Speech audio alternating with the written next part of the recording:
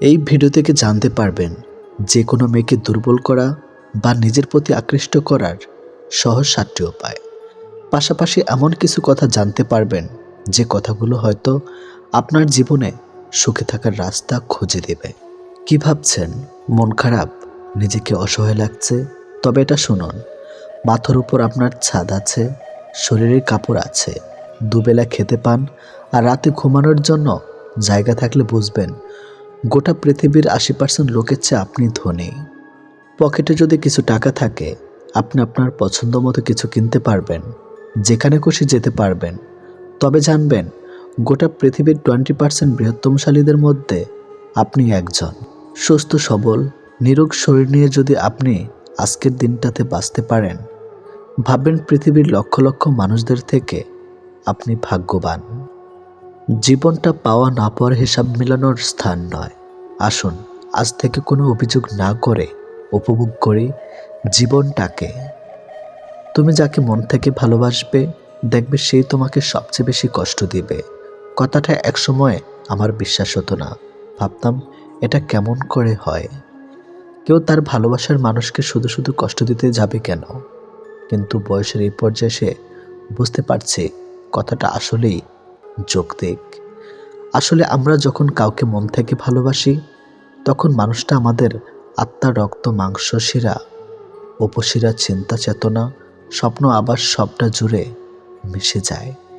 এই অবস্থায় মানুষটার সামান্য মিষ্টি কথা আমাদের মুখে যেমন হাসি ফোটে, ঠিক তেমনি সামান্য একটু কথার পার সমান আঘাতও আসে। মানুষটা যখন অন্য কারোর সাথে কথা বলবে, তখন তোমার ভীষণ কষ্ট হবে।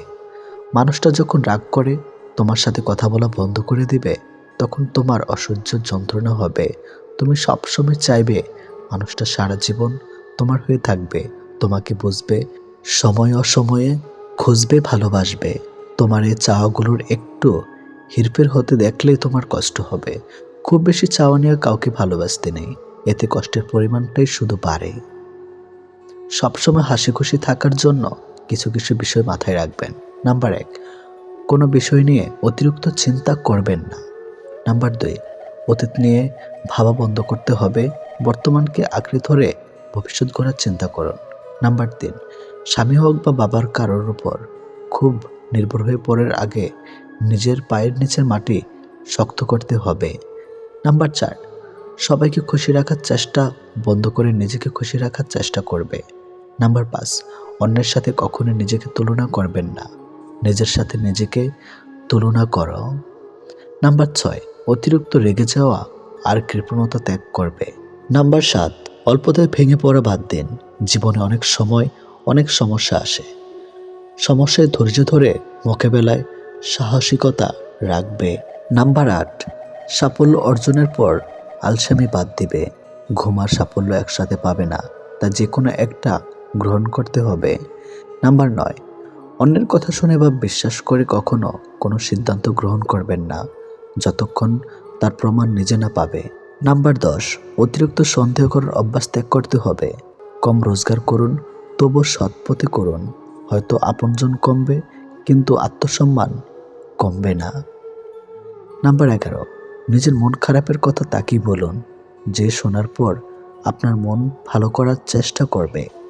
নাম্বার 12, তাকে ভালোবাসুন বা তার সাথে জীবন কাটানোর চেষ্টা করুন, যার সমস্ত চিন্তাভাবনা জুড়ে শুধু আপনি আছেন।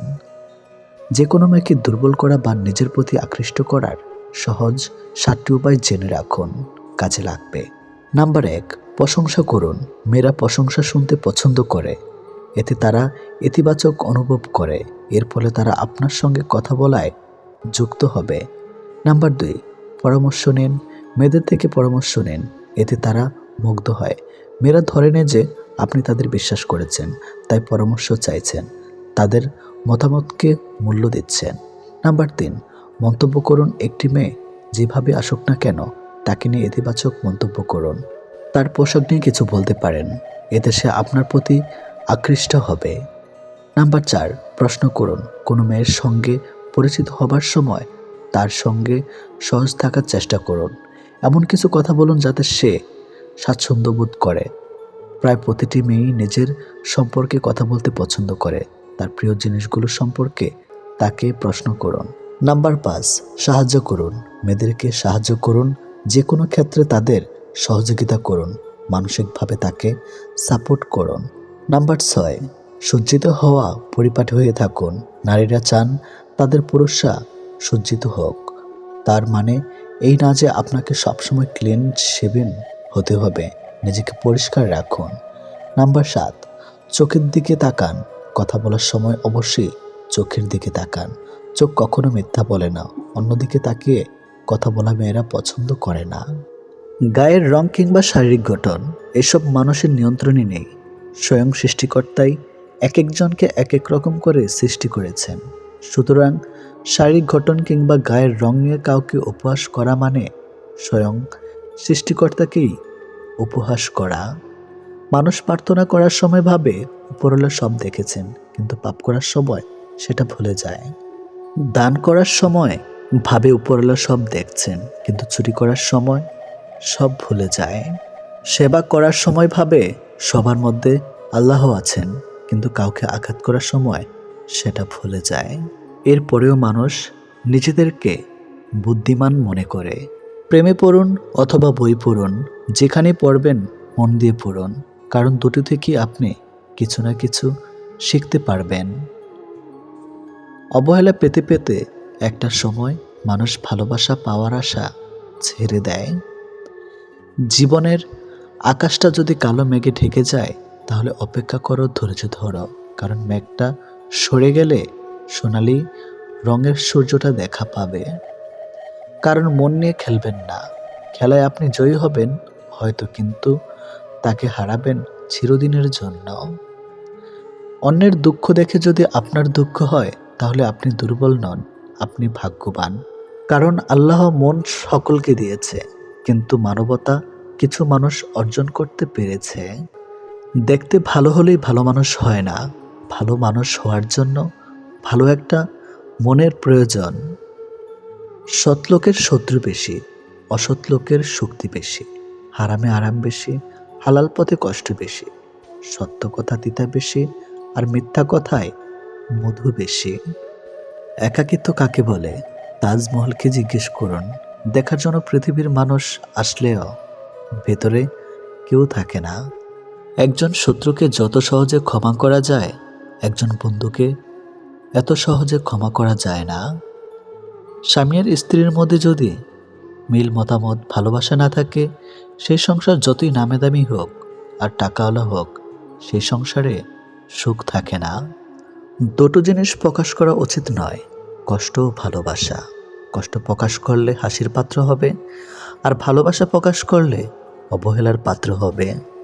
আজকাল কাউকে কিছু বোঝানোর চেয়ে চুপ থাকা অনেক ভালো।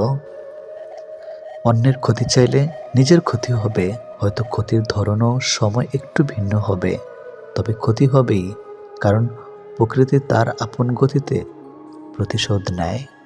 দোলনা যতটা পিছিয়ে যায়, ঠিক ততটাই সামনেও আসে। ঠিক সেভাবে সুখ এবং দুঃখ উভয়ই জীবনের সমান রূপে আসে এবং যায়। জীবনের দোলনা যদি পিছনে যায়, তবে নিরাশ হইও না, অপেক্ষা করো, সেটিও সামনে আসবে।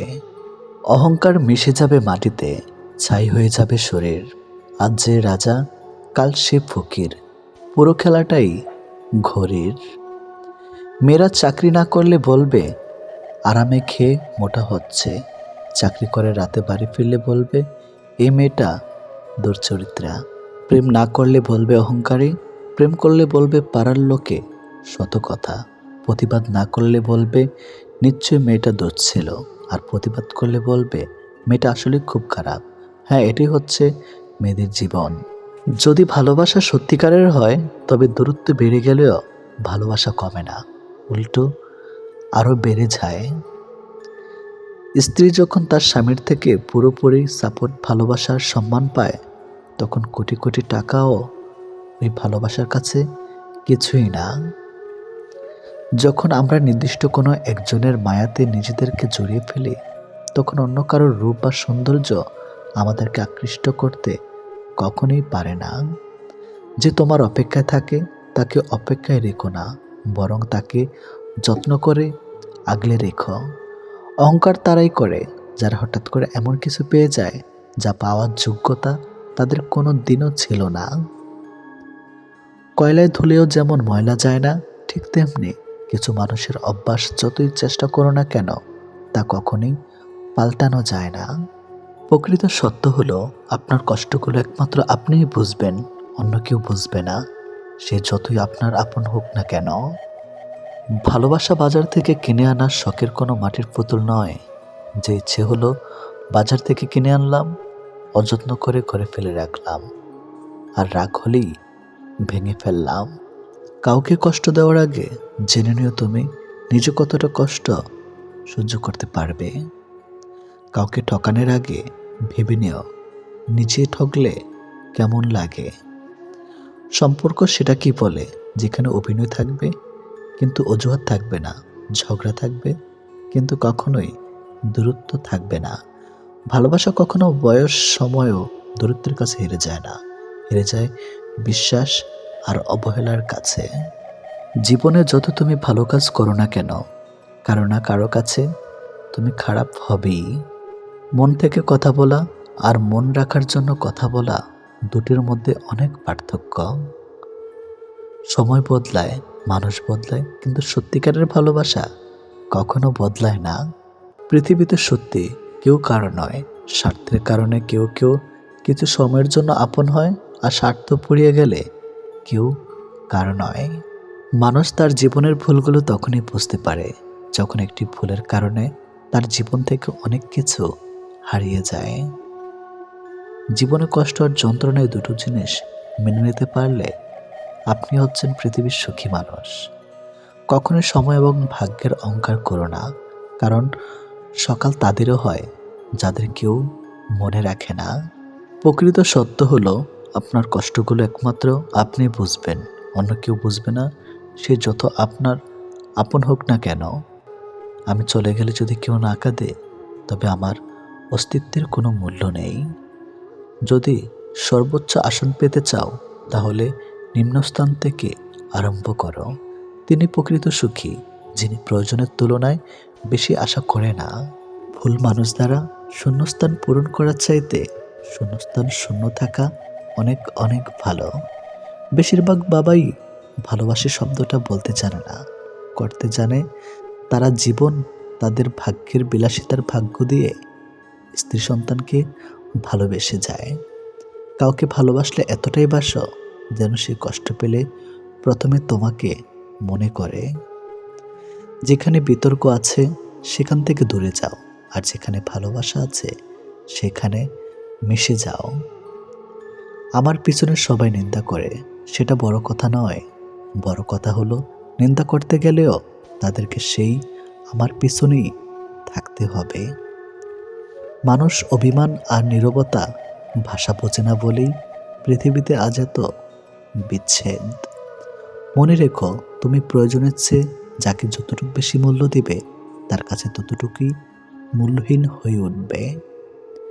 যার কাছে যতটুকু নামবে তার কাছে ততটুকুই ডুববে। তাই মাঝে মধ্যে নিজের মূল্যটা ধরে রাখার জন্য হলেও স্বার্থপর হওয়া খুব দরকার। অতি আবেগী হতে যেও না, অতিরিক্ত আবেগ সবসময় তোমাকে ছোট করে রাখবে। ভালো থাকতে হলে মাঝে মধ্যে একটু নিষ্ঠুর হতে হয়, যার জন্য তুমি অতিরিক্ত কিছু করতে যাবে। দিন শেষে তার কাছেই তো কোনো না কোনো কারণে অপরাধী হয়ে যাবে। দিন শেষে তোমাকে ভুল বুঝবে।